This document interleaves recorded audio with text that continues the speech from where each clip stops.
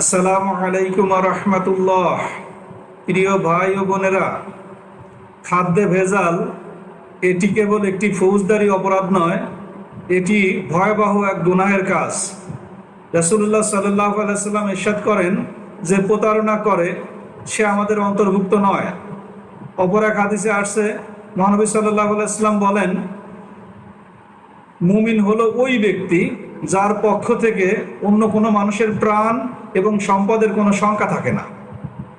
ভেজাল মিশিয়ে খাবার বিক্রি করা মানে মানুষের শরীরে ধীরে ধীরে বিষ ঢেলে দেওয়া। আজ ক্যান্সার, কিডনির রোগ, পুষ্টিহীনতা এসবের পেছনে অন্যতম কারণ এই খাদ্যে ভেজাল। আল্লাহ রাব্বুল আলামিন পবিত্র কোরআনুল কারিমে ইরশাদ করেন, ধ্বংস তাদের জন্য যারা মাপে কম দেয়। ভেজালকারীর দুনিয়া হয়তো টাকায় ভরে উঠছে, কিন্তু তার আখেরাত ধ্বংস হয়ে যাচ্ছে।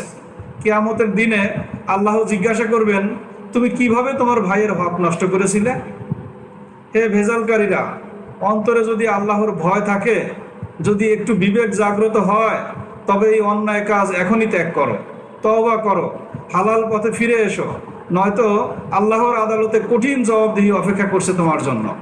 আল্লাহ আমাদের সবাইকে খাদ্যপণ্যে ভেজাল মেশানো থেকে বেঁচে থাকার তৌফিক দান করুন, আমরা যেন অন্য কোনো মানুষের ক্ষতির কারণ না হই। আমিন।